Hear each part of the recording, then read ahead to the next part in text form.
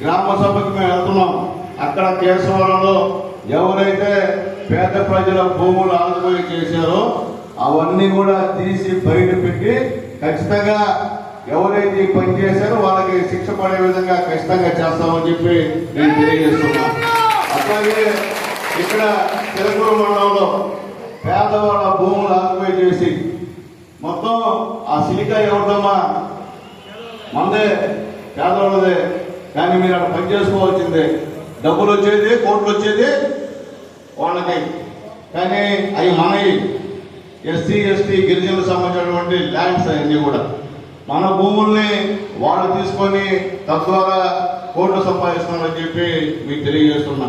ఎక్కడికి వెళ్ళినా ఎస్టీల భూములు, ఎస్సీల భూములు, అలాగే మత్స్యకారుల భూములు వేరే వాళ్ళు దౌర్జన్యంగా లాక్కొని వాళ్ళు పొన్నాడుతున్నటువంటి పరిస్థితి ఈరోజు ఈ రాష్ట్రంలో ఉంది. ఎస్పెషల్లీ గూడూరు నియోజకవర్గంలో ఎక్కువ ఉందని చెప్పి నేను తెలియజేస్తున్నా.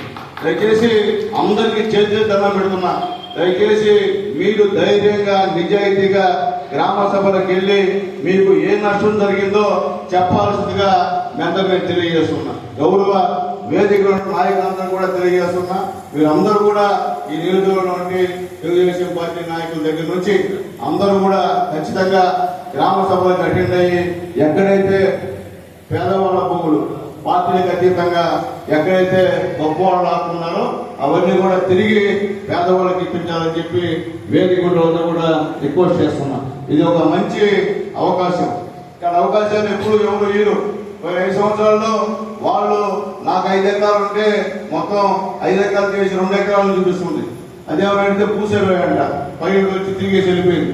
మొత్తం అవకతవక జరిగాయి టోటల్గా.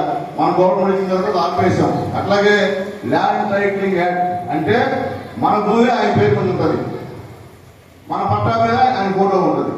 ఏమా మీ తాతలు మీ నాయకులు సంపాదించిన పట్టాల మీద మీ తాతల ఫోటోలు ఉండే సంతోషం, కానీ ఆయన ఫోటో వేసుకున్నాడు ఇంతకుముందు, అందరికి తెలుసు.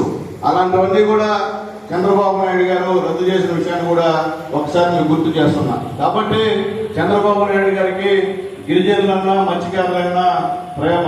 కాబట్టి మీరందరూ కూడా నాకు ఎవరు లేకపోయినా మీరందరూ నన్ను గెలిపించారు. మీకు మాట నమస్కారం చేస్తా. ఎందుకంటే నేను కూడా నాకెవరు అనలేరు, అంతా మధ్యతరగతులు నాకు అంటుంది, గొప్ప నాకు అనలేరు. ఈ నియోజకవర్గంలో నాకు అంటుండేది మీరే. మీ దయ వల్ల ఈరోజు 2వ ఎమ్మెల్యే చెప్పి నేను తెలియజేస్తున్నాను. బషీర్ అని తెలుసు, నేను 95లో మున్సిపల్ చైర్మన్, నేనుండి దళిత వాళ్ళలో. అప్పుడు కూడా ఏ కార్యక్రమం ఇచ్చినా ఖచ్చితంగా రషీద్ అన్న మన బషీర్ అన్న కార్యక్రమానికి వెళ్ళి అటెండ్ అయ్యేవాడిని. ఆ రోజు నుంచి ఈ రోజు వరకు దళిత వాళ్ళ రోజులు ఎక్కడికి బయటకు పోలా ఎమ్మెల్యేకి ఇచ్చిన తర్వాత. ఎందువల్లంటే మేముండే దళిత వాళ్ళు పేదవాళ్ళ మధ్యలోనే, అక్కడ ఏమున్నా అక్కడే ఉంటాం. నేను ఎమ్మెల్యే అయితే అక్కడికి ఎవరు రారన్నారు ఒకసారి.